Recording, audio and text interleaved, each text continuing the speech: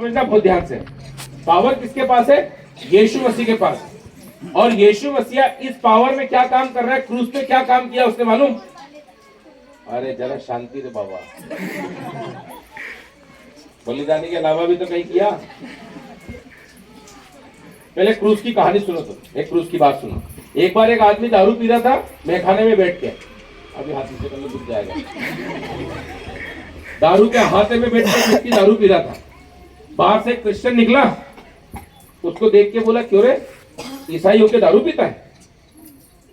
तो उसको ऐसे ऊपर से नीचे तक देखा, तेरे को क्या मालूम मैं ईसाई हूं? तेरे को क्या मालूम मैं ईसाई हूं? अबे इतना बड़ा गले में क्रूस टांग के दारू पी रहा है और मेरे से पूछ रहा है तेरे को कैसे मालूम तू ईसाई है? क्रूस पीने वाला, क्रूस रखने वाला है, तू ईसाई नहीं है और तू दारू पी रहा है? तेरे को शर्म नहीं आती है? अरे पूछ तो ले, ये क्रूस यीशु मसीह वाला है कि डाकू वाला है? आपको समझना पड़ेगा क्रूस की कथा। पहला कोरिन्थियों के 1:18 में क्या लिखा है? क्रूस की कथा परंतु उद्धार पाने वालों के लिए सामर्थ है। हालेलुया। समझना पड़ेगा कि क्रूस पे किया क्या। सबसे लंबे भैया आप हो क्या? आजा, ढूंढ ढूंढ के निकालने पड़ रहे हैं। हाँ भाई, पुलिस वाले साहब, और किसको बुलाऊं? सब मुंह छिपा रहे हैं अब तो, पता नहीं कहाँ के लिए बुला रहे पास्टर साहब।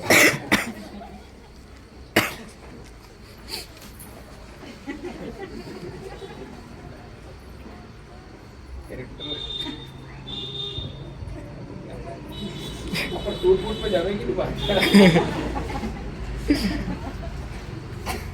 अरे कोई भी एक जन आ जाओ यार, इधर आगे पीछे कहीं से उठ के आ जाओ, कहीं से जल्दी आ जाओ। कौन आ रहा है? हाँ ये आ गया भैया, आके चला। अरे जोरदार तालियां।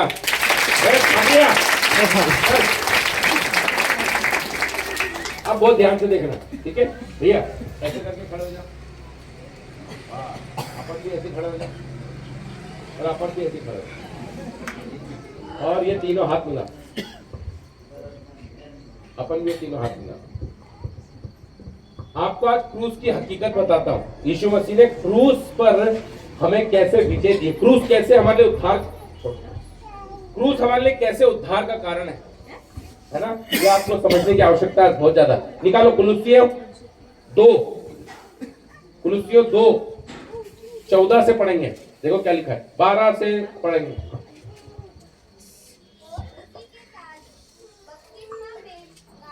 कौन सा पद है? 13-14।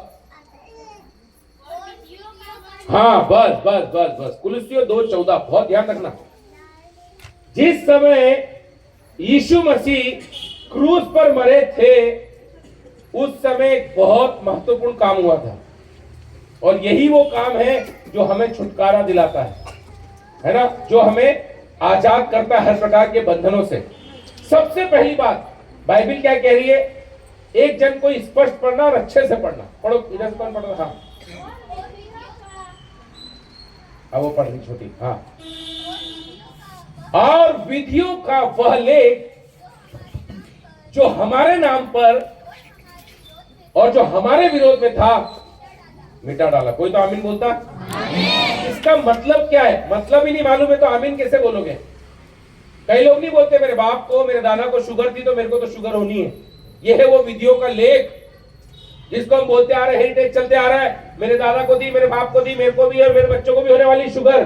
परंतु बाइबिल कह रही है सबसे पहली बात, जिस समय यीशु मसीह क्रूस पर मरा, सबसे पहली छुटकारे की बात यह थी कि जो विधियों का लेख था, जो श्राप थे, जो कर्जे थे, उनसे यीशु मसीह ने हमें मुक्त कर डाला है। हालेलुया। अब वो पीढ़ी दर पीढ़ी चलने वाले कर्जे, पीढ़ी दर पीढ़ी चलने वाले श्राप, पीढ़ी दर पीढ़ी चलने वाली बीमारियां यीशु पर विश्वास करने वालों के लिए टूट चुकी है। अब वो आजाद है। हालेलुया। ये सबसे पहली बात है। आगे पढ़ो क्या लिखा है।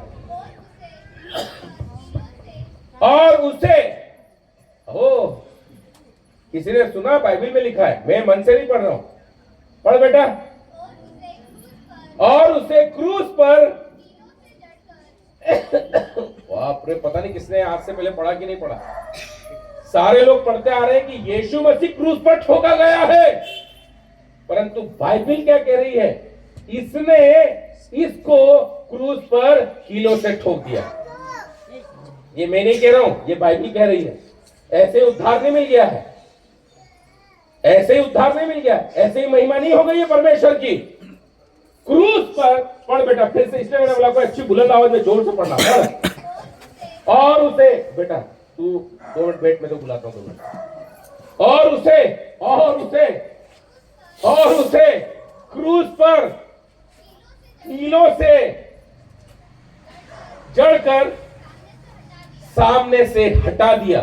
कितनी कीलें ठुकी थी? कितने कीलें ठुकी थी? 3 कीलें ठुकी थी।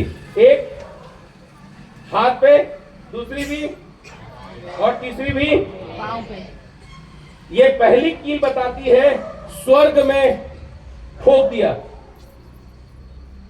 दूसरी कील बताती है पृथ्वी पे ठोक दिया, तीसरी कील बताती है अधोलोक में भी ठोक दिया। हालेलुया। किसको ठोक दिया? हालेलुया। अभी आपको बताता हूं कहानी इसकी क्रूस की। बाइबल का परमेश्वर कह रहा है और ये बात गंभीर है। नहीं विश्वास है तो आयतें निकालो और पढ़ो, फटाफट निकालो, पढ़ो। प्रकाशित वाक्य 1:18 निकालो, क्या लिखा है उसके अंदर? प्रकाशित वाक्य 1:18, प्रकाशित वाक्य 1:18 पढ़ो। मैं मर गया था परंतु अब युगानुयुग जीवित हूं और मृत्यु और अधोलोक की कुंजियां मेरे ही। हालेलुया। मत्ती 28:18 क्या कहता है? स्वर्ग और पृथ्वी का सारा अधिकार मुझे दिया गया है। इसके लिए प्रभु कहता है कि मैंने यहाँ कील ठोक कर इसे ठोक दिया कि ये स्वर्ग में अब काम नहीं कर सकता। पहले खूब चले जाता था, डोलता डालता, कभी भी पिताजी के पास में, कभी भी अय्यूब को परेशान करने पहुंच जाता था, परंतु यीशु मसीह ने क्रूस पर इसे कीलों से ठोक कर कह दिया अब स्वर्ग में तू नहीं जा सकता। अब उसे कह दिया पृथ्वी पर तेरा कोई अधिकार नहीं, अधोलोक में भी तेरा कोई अधिकार नहीं, क्योंकि सारा अधिकार मेरे पास है। हालेलुया। इसलिए शैतान ना तो स्वर्ग में है और ना ही पृथ्वी पर है और ना ही अधोलोक में है। ये बाइबल कहती है। नहीं विश्वास है तो पढ़ो, इफिसियों अध्याय 6 पद संख्या 12 पढ़ो, क्या लिखा है, कहां पर है शैतान? इफिसियों 6:12 जल्दी से पढ़ो। अरे भाई बाइबल निकालने में आज मामला बड़ा ढीला चल रहा है। हाँ हाँ हाँ हाँ हाँ हाँ, जो आकाश में है वो शैतान के पास न तो स्वर्ग में जगह छोड़ी, न पृथ्वी पर, न अधोलोक में, इसीलिए वो आकाश में है। ये है वो क्रूस की कथा जो विश्वास करने वालों के लिए सामर्थ का काम करती है। हालेलुया। किसका तुम नाम ले लेकर डराते हो लोगों को कि शैतान ने मेरे जीवन में ये कर दिया, शैतान ने मेरे जीवन में ये कर दिया। अरे यीशु मसीह ने इस क्रूस पर कीलों के द्वारा जड़ दिया, ठोक दिया उसको। ना वो स्वर्ग में काम करेगा, ना पृथ्वी पर, ना अधोलोक में। और क्या किया उसके साथ? पढ़ो आगे क्या लिखा है, पढ़ो क्या लिखा है। कुलुस्सियों 2:14-15। आज बाइबल बड़े ढीले पढ़ रहे हो भाई, इधर से एक भी नहीं पढ़ता बाइबल। हाँ, अभी अपन ने इफिसियों 6:12 में क्या पढ़ा? आकाश में कौन है? प्रधानता है, अधिकार कौन? शैतान है आकाश में। अब यह क्या बोल रहा है? यहाँ कील पर अरे खड़े रहो ना यार, तुम थक गए क्या? मजा मत निकालो, थक गया तो कर लेना नीचे। सिस्टर पहले वो कील वाला पढ़ो, फिर ये पढ़ना।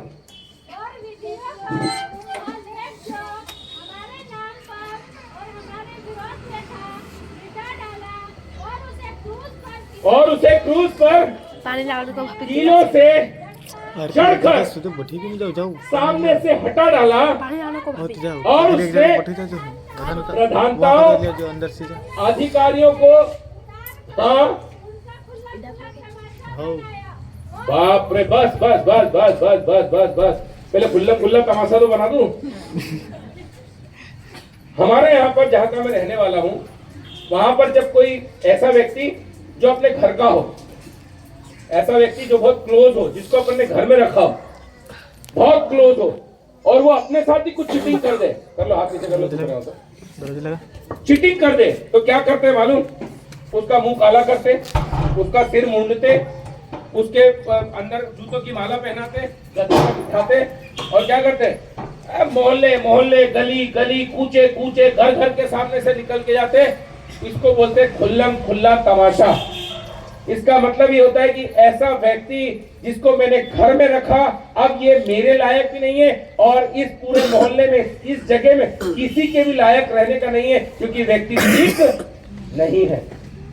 यीशु मसीह ने विधियों का लेख मिटाया क्रूस पर, कीलों पर इसको जड़ दिया, और ऊपर से आकाश में भी नहीं बख्शने दिया, वहां से भी उतार कर खुल्लम खुल्ला तमाशा बना दिया। आमीन। मुझे नहीं पता कि आप इसको इतनी महत्ता, बुरा माना है, सिर्फ आप एक एग्जाम्पल हो, पता नहीं आप इसको इतनी महत्ता क्यों देते हो। हर चीज में कुछ काम नहीं हुआ तो शैतान ने नहीं करने दिया, गए बीमार हो गए तो शैतान ने कर दिया। स्वर्ग में इसके पास अधिकार नहीं, पृथ्वी में इसके पास अधिकार नहीं, अधोलोक में इसके पास अधिकार नहीं है। प्रकाशित वाक्य जब पढ़ोगे तब समझ में आएगा, लिखा है कि बंधे हुए अजगर को खोला जाएगा। तो कहां है वो बंधा हुआ? क्योंकि यीशु मसीह, अब ताली बजाना तो बजाना अगर समझ में आए तो, क्योंकि यीशु मसीह ने तो कील से क्रूस पर जड़ दिया और मुर्दों में से जी उठा। हालेलुया। अब यीशु मसीह क्रूस पर, अरे तुम तो चले रहे हो यार, मेन बात तो रह गई तुम्हारी। अभी यीशु मसीह क्रूस पर ये आजाद है, स्वर्ग में पिता के दाहिने हाथ बैठा है, परंतु ये आज भी चढ़ा हुआ है, इसके पास कोई अधिकार नहीं है। अधिकार है तो किसके पास वो बताता हूं, जाके बैठो आप, बैठो बैठो बैठो बैठो बैठो। अरे आपके जरा, अब छोटू तू भी आ, अब तू भी आ। जब यीशु मसीह मुर्दों में से जी उठा और स्वर्ग में पिता के पास जाकर बैठ गया, आप भी खड़ो साहब, पढ़ो, अब पढ़ो। पहले ये पावर ताकत किसके पास थी? परमेश्वर के पास। फिर ये किसको दी? पर जब यीशु मसीह भी मुर्दों में से जी उठकर स्वर्ग में पिता के पास दाहिने जाकर बैठ गया। आप यहाँ बैठो तो, दाहिने बैठो भैया। ये अधिकार जाते जाते उसने इस बच्चे को दे दिया। हाथ खड़ा कर। अब ये अधिकार इसके पास है पूरा। कौन सा अधिकार? जो पिता के पास था। बेटा 2 मिनट, अच्छा नॉलेज आपको है पर सुनो बैठ के, अच्छी बात है। किसके पास था? परमेश्वर के पास। सारी पृथ्वी को चलाने का अधिकार, वो अधिकार जो यीशु के पास था आज इसके पास है। और इसलिए इतने विश्वास से दिया क्योंकि प्रभु इससे विवाह करना चाहता है। क्योंकि ये कोई और नहीं, ये कलीसिया है, ये मैं और आप हैं। आज सारा अधिकार किसके पास है? मेरे और आपके पास है।